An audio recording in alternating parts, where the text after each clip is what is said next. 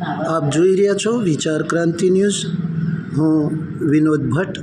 આત્મીય ભાઈઓ બહેનો દોસ્તો, ગાયત્રીના પ્રત્યક્ષ ચમત્કારની અંદર આપણે ગાયત્રી મંત્રની ઉપાસના કરી, જેમણે સિદ્ધિઓ પ્રાપ્ત કરી હતી એવા મહાન સંતોની વાતો આપણે કરતા આવ્યા છે।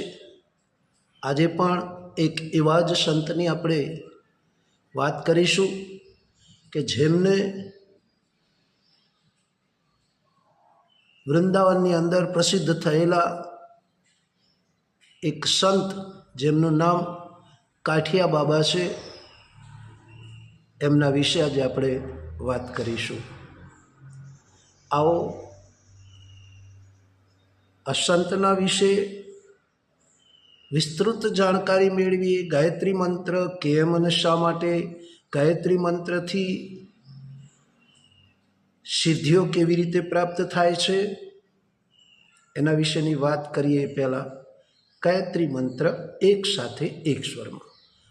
ઓમ ભૂર્ભુવઃ સ્વઃ તત્સવિતુર્વરેણ્યં ભર્ગો દેવસ્ય ધીમહિ ધિયો યો નઃ પ્રચોદયાત।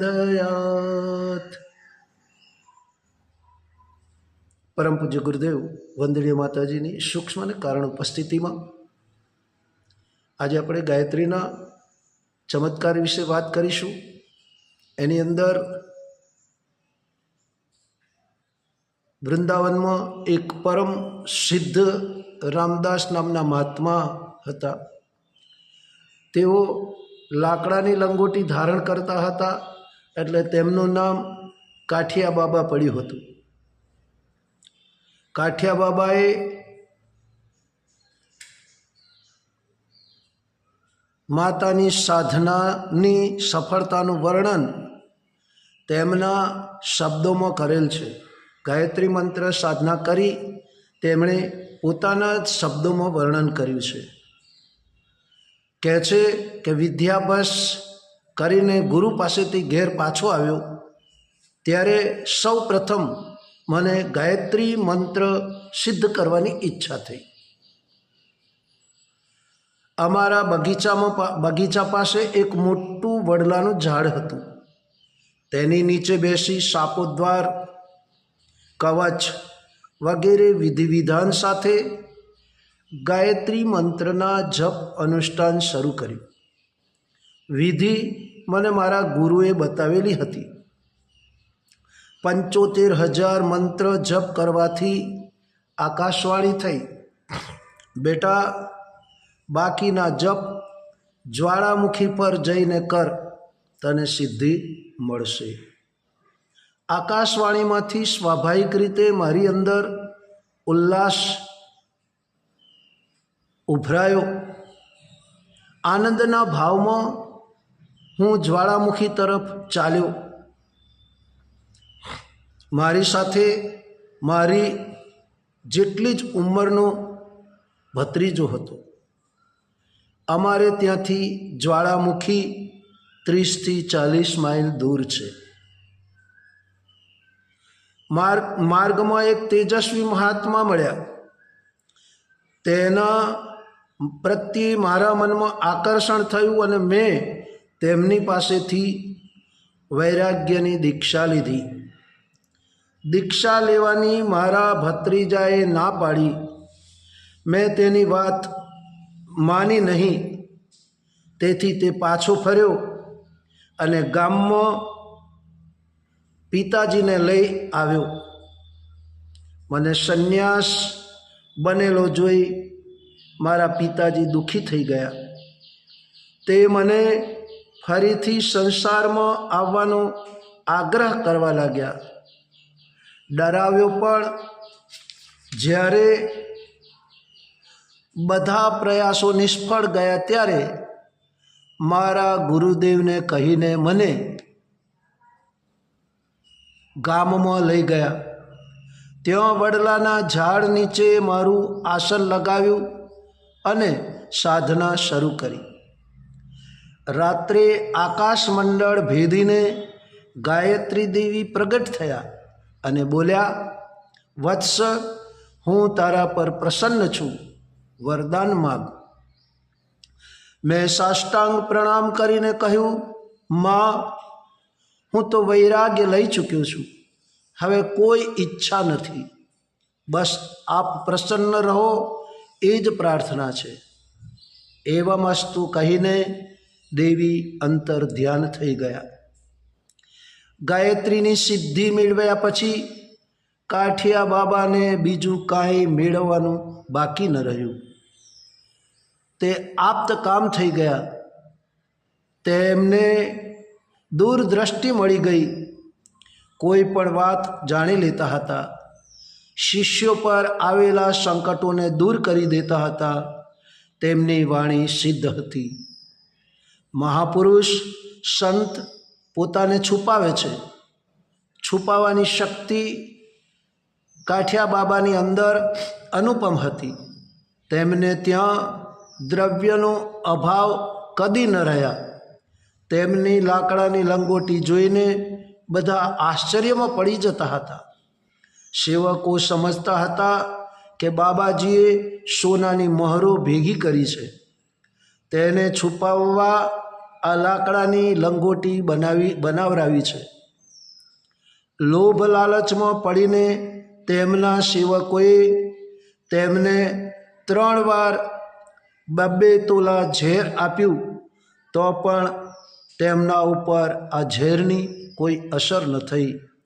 ત્યારે લોકોએ તેમની શક્તિનો અનુભવ કર્યો. તેમનું આત્મતેજ પ્રચંડ હતું. તેમની સામે જોનારા તેનાથી પાણી થઈ જતા હતા.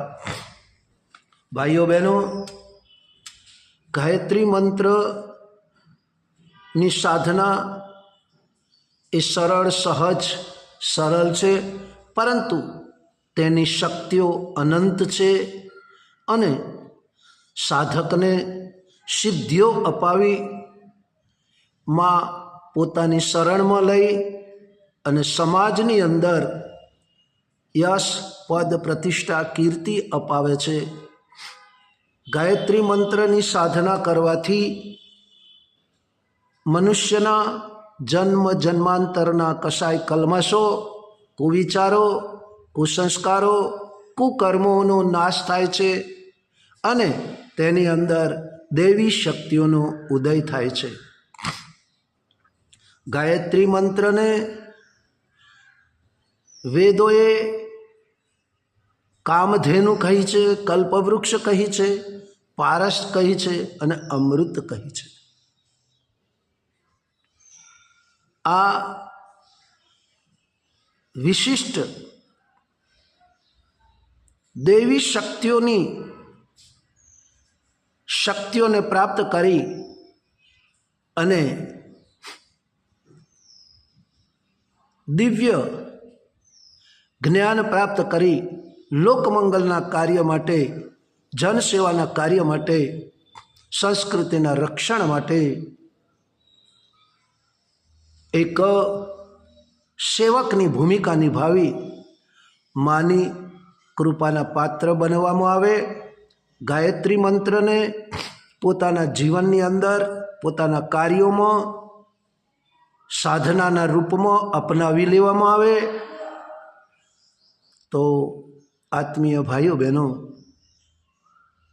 આ વિશ્વની અંદર આવનારી તમામ મુશ્કેલીઓ, વિપત્તિઓ અને મનુષ્યના જીવનની અંદર પણ આવનારી તમામ મુશ્કેલીઓ, વિપત્તિઓ, સમસ્યાઓનું સમાધાન આ વેદ મંત્ર, દેવ મંત્ર, વિશ્વ મંત્ર ગાયત્રીમાં છુપાયેલી છે. કારણ ગાયત્રી મંત્ર 24 અક્ષરનો છંદ છે, જેને ગાયત્રી છંદ કહેવામાં આવે છે, જેનું ગાન કરવાથી આપણું મન, મસ્તિષ્ક અને અંતઃકરણ અને શરીર પવિત્ર બને છે, નિરોગી બને છે અને આપણી આત્મશક્તિઓ જાગૃત થઈ અને આપણે લોકમંગલના કાર્ય માટે એક સાચા સેવકની માફક બની અને કામ, ક્રોધ, લોભ, મોહ, અહંકાર, ઈર્ષા એને દૂર કરવામાં આ ગાયત્રી મંત્ર ખૂબ જ સહાયક બને છે. અને ગાયત્રી મંત્રની સાધનાથી બ્રહ્મતેજ પ્રાપ્ત થાય છે, ઓજસ, તેજસ, વર્ચસની પ્રાપ્તિ થાય છે અને સ્વભાવ મૃદુ, સરળ, સહજ બને છે.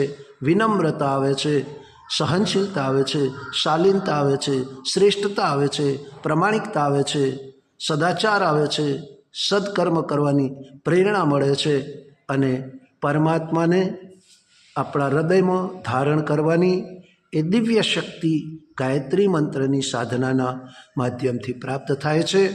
તો આશા સાથે આપને